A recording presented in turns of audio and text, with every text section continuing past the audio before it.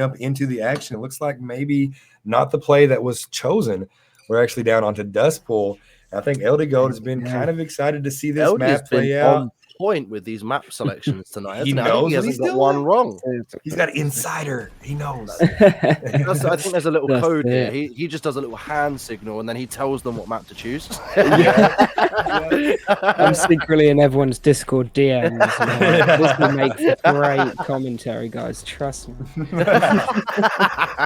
Oh, brilliant. But we did have a host note from Sprinkleberg saying Bainham was not banned for this pick phase.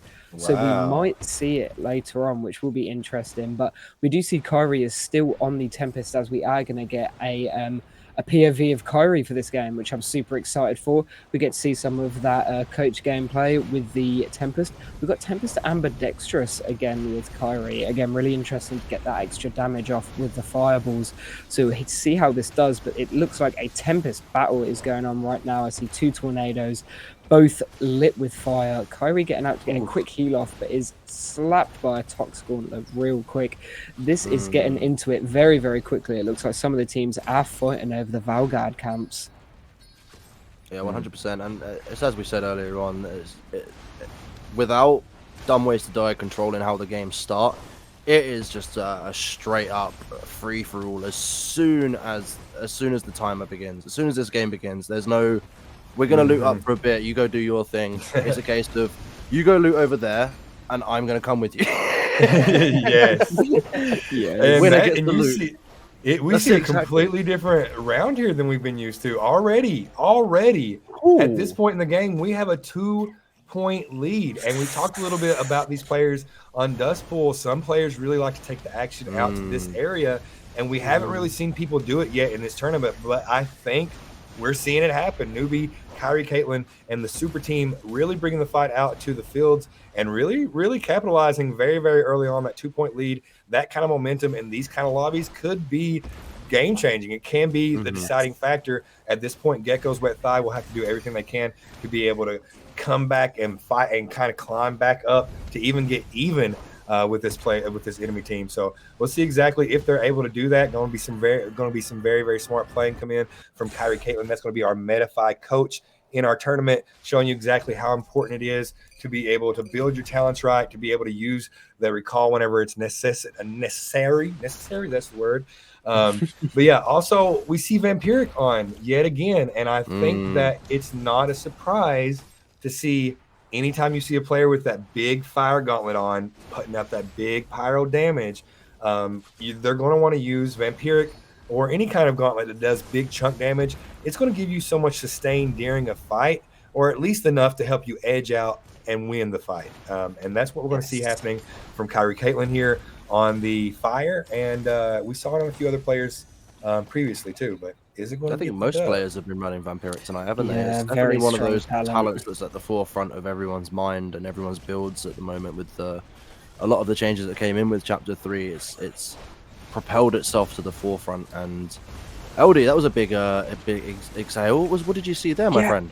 Just the movement we're seeing from Kyrie at the minute is brilliant. The ever so gentle sorcery cancels to continue the momentum after the spring step.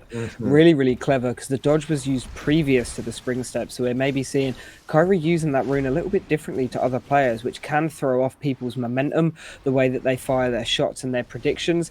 But the recall here, Timmy, take it away, because I know that you are seeing what I'm seeing right now. I'm on the edge of my seat here. Kyrie Caitlin, like dodging Frost Lance, dodging lightning bolts, holding her recall and walking around the lip of the roof of a tower. It is just incredible play. It shows you how important making good decisions is or are in this tournament. Like, you have to know when to commit. You have to know when to try to recall. You have to be aware of where the damage is coming from so that you can position yourself in a way that you can reset and get that recall off. And you just see a beautiful display as Kyrie not only uses the mobility of the Tempest class just to stay evasive, making herself hard to hit, but this just complete and utter awareness of the map and of the game, knowing exactly where she can get away with the line of sight cover, where she can get away with throwing her damage over a structure and making it land. And it's just a huge huge testament to the level of skill that you get whenever you come through Metafy. These players, like Spellbreak has a lot of great players. There are a lot of great competitive Spellbreak players, but there are only 3 Metafy coaches, and there's a reason. When we see Kyrie Caitlin, we see that reason right here. She knows the game at the highest level, and she can teach you how to do it. It's crazy. Yes, for sure, for sure. Huge shout out to Metafy again. We cannot mention it enough. It's super, super awesome stuff. And to see one of the coaches performing in the games as well, and performing as excellently as Kyrie has been. We've seen a couple of, not the best games, but still an excellent performance from the whole team. Super, super cool to see, although a big Frostlines, I think, connects with Kyrie there. Although we do see her picking up the blue gauntlet. I do feel like once you kind of get to that blue rarity of gauntlet in and rune as well, that's when you really start to feel the difference in damage and the cooldown and stuff like that. So I think we're really going to start to see the game pick up here with Super Team still that 2-point lead. Can they keep it rolling? I think they can, guys. At this point, coming off of the win from the last game, we've already seen what happens when they get their ball rolling, and I think we're going to see it again here. It's so tricky to catch them once they've got that 2-point lead, and 2 points is a tricky one to obviously come back from, because rather than it being the 1-point tug of war that we've been seeing pretty much all evening, where a single mistake could mean your death, which could mean the balance changing, you've got that buffer. If you make a silly mistake, it's not necessarily the end of the game for your team. You've got that cushion to be able to be like, okay, right, well, I made a mistake, let's not do that again, but we're still in the lead, so let's just keep the hype going, let's get back in there, and let's just keep this lead. Yeah, we see that it's been a very, very tight score on and off throughout the thing, and definitely when you get that big cushion, you feel a little bit more comfortable. Pressure's off a little bit, you can kind of relax and breathe. You aren't allowed to make mistakes because you will get punished for it, but you can kind of sit back a little bit and play in your groove and not have to force the kills, to force the potential exiles and go for those picks. But honestly, I got to say, out of any team to go against, to take a lead back, Gecko's Wet Thigh has been constantly impressing me over and over and over, and not just this match, not just the grand finals, not just the finals, but throughout this tournament, they have been consistently able to battle back from deficits. They've been down 3, 4, 5 points at sometimes, and they're able to focus up and get their stuff together and come back. And we see that happening right now, 50-49, back to that 1-point deficit as Gecko is clawing back. And we saw earlier the nerves of steel, the extreme focus on the face of Gecko. Definitely going to be that's what it takes. That's what it requires. We saw the same thing with Kyrie Caitlin earlier. Being able to be within all of this chaotic, crazy stuff that could kill you and still be able to see what's going on, delegate the decisions to your team and make the decisions correctly yourself. That wins games. And something just happened that I think I missed. What happened, Sloth? What? Nothing specifically besides Kyrie ducking and weaving to do everything she can to not give up that 1-point lead they had. But then by the time that she'd got to being able to take her recall, being 3 points up again, where did that come? What happened there? That's what the Tempest can do. A good Tempest, or any player that knows movement to the point to where they can escape out of situations, like that is the biggest bait that you could possibly have, is a 1 HP player, a 10 HP player, especially if you and your teammate is there in pursuit. So if that player can get you to follow them into their zone, their domain, and then they can get a recall off as their cavalry steps up and is like, oh, you're in our side of the woods now, you're in our neck of the woods. That's what we see happening from Tempest, Kyrie Caitlin. And yet again, as I say that, she's recalling yet again, just being that evasive player, being that target to distract them. If you can get out with a recall, it wins games for your team and is in such a cool way to be a support in Spellbreak, right? Yeah, 100%. Like, it's really cool. It is, and just watching it happen is like, as someone that doesn't play Tempest, and when they do is abysmal at it, being able to watch someone just connect with their class to this degree, as do a lot of the other great Tempests that we've seen tonight, and obviously didn't turn up or weren't able to make the tournament. It's it's the most entertaining this game is. Watching a Tempest fight with the great movement that they have is. I've always said this on my streams when we get a Tempest, we Tempest 1v1 at the end of the VR match. Yes. It doesn't get any better for a final circle than that. No, for sure. Tempest can make such an impact in the gameplay, and it being such a highly used and sought after class at the moment, putting the right person in the right position with that Tempest class can make absolute wonders for the team. We see a 4-point lead here now for Super Team. They're just climbing, making sure that they are securing that lead with just over 4 minutes left to go in the game. Yeah, I wonder if we can see Gecko's Wet Thighs be able to pull anything out at all. Big DFs coming out. It looks like Kyrie's just trying to shut down those toxic clouds before they can do any damage to her, using the Tempest movement to stay around this player. Huge fireballs from Kyrie there. Just not quite able to finish that enemy, but an incredible trade there. Looks like someone else came to trade in their place and does manage to take out Kyrie. What a good play from Delicious Wet Fish's team there, swapping their player in and out on such a low HP count. That was very, very smart play, and it evidently worked well for them. Unfortunately, it's just not well enough. They've still got that 4-point deficit to come back from. They've still got plenty of time to do it, especially with the team like Gecko's Wet Thighs. But it is definitely going to be. It's all uphill for them from here. Yeah. Kyrie's team and Super Team in general have just got a nice little cushion here. They don't have to worry. They don't even necessarily have to push and seek out fights anymore. If they wanted to, they could easily just go right on the defensive and wait for them to be pushed and just try and keep that 4 points as it is. There's no need to extend that lead anymore, because if they can't catch up, then you don't need a higher lead. But at the same time, you never know what's just around the corner. All it takes is just Fish to come in, take the 2 of them out, and that lead has already been halved. Yeah, that's exactly right. And we just see, I can't even count, maybe 5 or 6 different times in the past couple minutes we saw Kyrie Caitlin recall, and we see her getting down low here again. She does eventually go down, but we just see her in those situations over and over again where she may not end up getting the exile secured, but she does end up getting the recall, and that is just an incredible amount of support for her teammate. And I think another really cool thing is that we're seeing the Tempest play here, and we've seen Tempest play on other classes, but does Kyrie's Tempest look the same as Marty's Tempest? No, and it's really exciting to see that, because there's multiple ways to play these classes. You can turn it into your own thing, make it your own, and show everybody that you can take it to another level.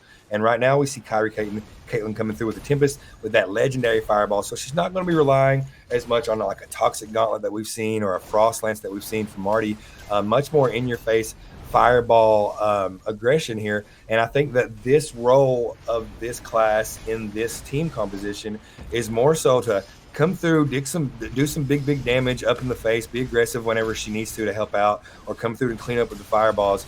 But more than anything, be evasive, be that bait that she's been throughout the entire tournament, and try to get to these recalls where she's putting the enemy team in situations that's unfavorable for them because they are trying to secure an exile onto her. It looks like it might be putting her into some difficult situations, but so far, overall, the strategy seems to be working, 90 to 88, and it's been in favor of Super Team pretty much the entire round.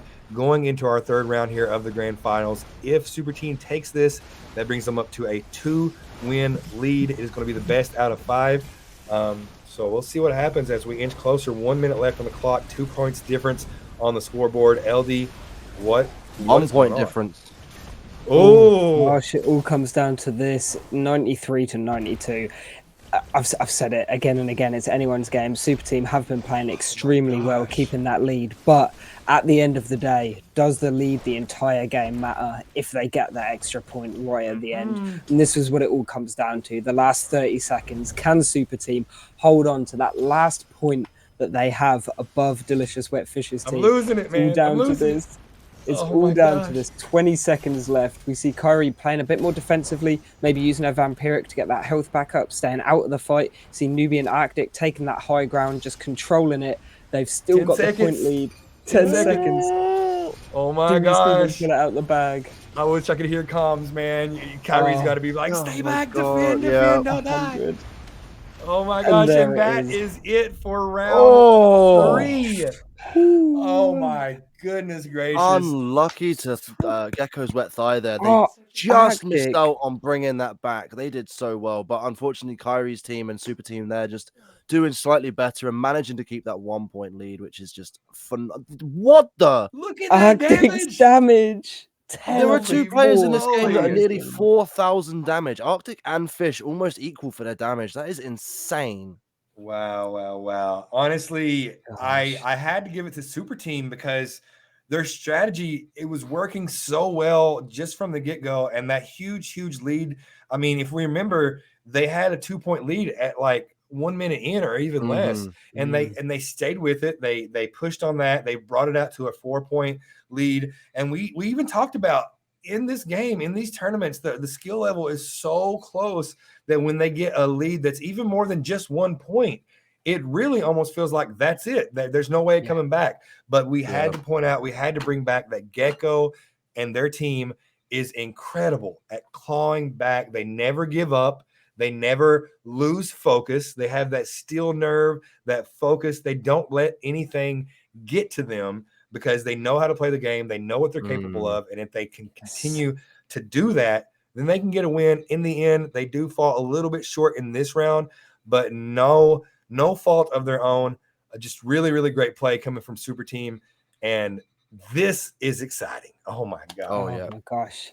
It's still not over yet. I mean, we're 2-1, which for every other round we've had so far, this would be it. Super Team would be the winners. But as it's the grand final, they still aren't done yet. Not done yet, you guys. Gecko's wet thighs can still take this win, but it is one hell of an uphill climb for them. They've got to come back and win the next 2 games. Whereas Super Team, all they've got to do is win the next one, and that's it. They are the victors. Yes, this could be it. That's it.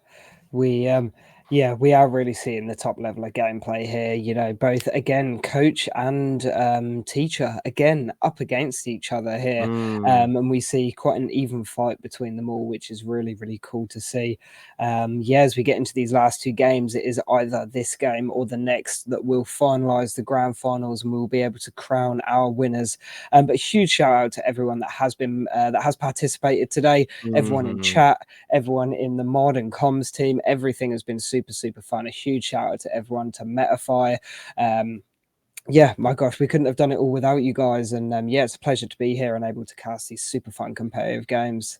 100%. While people might not be taking home the prize, I don't think anyone really here is a loser. They've all put on a phenomenal show of skill and determination and just love for the game in general. I mean, the amount of people that have turned up for this, both playing and in chat watching, is mind-blowing. I think we've all needed an event like this in the Spellbreak community for a while now, and I don't mean to toot my own horn, but I think we've all done it here, guys. I think Kyrie has organized a fantastic event.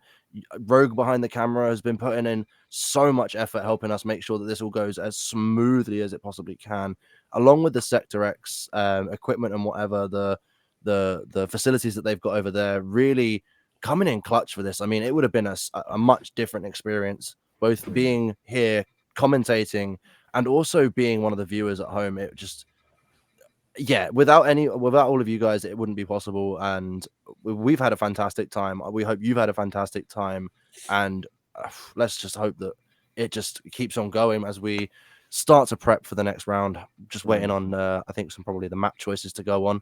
What do we reckon we're going to see this time, Timmy? LD, what are your choices? That's a good question. And as I think about that, I want to say thank you to everybody that has been able to hang out with us, especially our players, our staff members, our viewers that are in parts of the world that it's super late. I know my casters are up incredibly late tonight. They're running on caffeine and coffee, and they're still killing it. They're still looking super handsome and sounding great. So thank you guys. Thank you. I know it's not easy. And I know even the players that are in the States with me, I know it's getting late for us. I know that we've been here all day long. So thank you all for showing up and supporting what we do. If y'all keep showing up, we'll keep showing up and doing what we do. And I know it's not always easy, but your passion and your love doesn't go unnoticed. And I promise that we are going to take that energy and put it all into SGC and make this as incredible as we can. So Thank you so much. Thank you yet again. And I think we're actually going to get probably a Banehelm map coming up, right? Possibly. Okay. Oh, of course, yeah. see. The rules stipulate that Valguard kills aren't subtracted, so they've all got to be added onto the final amount. So we may well have Gecko's Wet Thighs as the victor of that last one. Well, I noticed, and I saw chat pointing it out. Big shout out to Primo in the chat, and I was actually looking at the kill counts at the end. I didn't take the time to add all of them up, but I should have. I started to, but they actually had the same amount of exiles. They had both of them had 10 exiles. So it's going to be interesting to see if exactly how that works. It looks like Valguards came into play. It may end up being a draw. We may well get our first draw here of the evening. I don't know if we'll see it swinging in favor of Geckos. I think that it's more likely that we either have a draw or the dub stays with Super Team. But chat, players, everybody involved, I just want y'all to know we are doing our due diligence to make sure everything is as fair as possible. We're checking in on those exiles and making sure that everything is rewarded properly. So jumping on over to the victory screen, and it looks like we have 9 exiles on the Gecko's Wet Fish, and we have 10 on Super Team. So that is official. That's 10 exiles down for Super Team. If I'm not incorrect, I believe. I'm gonna wait for SGC to let me know for sure, you guys. Yeah, I'm way too tired to try and do math right now. I'm looking at this and the numbers are all just blurring into one. So Sprinkleberg has put in chat host note, due to Valguard kills, Gecko's Wet Thigh will win at match 3. Oh, so it was a complete turnaround. Yeah, so it looks like the Valguards won it for Gecko's Wet Thighs. Wow, insane. Wow. So this is probably the biggest upset since we had that instant loss when we had that second point capture at the beginning of the tournament. This is the only other thing big like that that's changed a game could have changed how the tournament ends. That's it. So you can see from the exiled here on Delicious Wet Fish's team, you've got 6, 3, and 3 exiled. So that's for a total of 12 there. And then on Curry's team, you've got 4, 4, and 5, which is there for a total of 13, if I'm not mistaken. Yes. So that is how, Wet Fish's team manages to pull ahead that one. Wow. I wonder how this is going to affect the teams and their mentalities now, because obviously Kyrie's team coming out of that with a big win would have had the wind right in her feathers, but now having that's a tough one. fact, I think this might even, if this were me, I think this would probably affect me more than it would if I had just lost the game, because not only did you win the game, you've also then lost the game after that fact. So you've got hyped and then it's just been stolen out from under you. I just hope they don't lose heart. I hope they don't lose heart here. They put on an incredible show. They played a great game. They had the lead during the entire time. The fact that the opponents were just as good and found a way to fight back and come back and give them a good fight and come back and get that victory. Hopefully it doesn't deter them, especially the way that it happened. And it just shows that they can compete at that high level. They've got 1 round win now. Don't let this get you guys down, Super Team. Come back in round 4. You're not out of it yet, okay? 100%. Grand finals, best out of 5. Just breathe through it, shake it off, get in here and give us your best game. You're still in this. Big shout out to Gecko and his team for keeping it like we've talked about it so much. Nerves of steel, super focus, and they never let that lead get to them. They stayed focused all the way to the end, and it paid off. That's it. Just goes to show you that there's no point in giving up too soon, because right down to the final buzzer there, and it went right down to the final buzzer there. If they hadn't have managed to bring that down to a 1-point deficit, then the Vanguards wouldn't have made a difference anyway. Right. And that's great. And that's a great point. That's not the first time we've seen this team play to the last second, and that's what you do. I was in basketball when I was younger. I remember my coach, would tell me at the end of the game when I'm like walking off the court like I'm a sloth, like play to the last second. Don't give up. It doesn't matter. Anything can happen. When you give up, you lose. Yeah. And you don't lose until you lose. So don't give up, basically. And we see that come through big time. The only way you guarantee yourself a loss is by not playing. Exactly.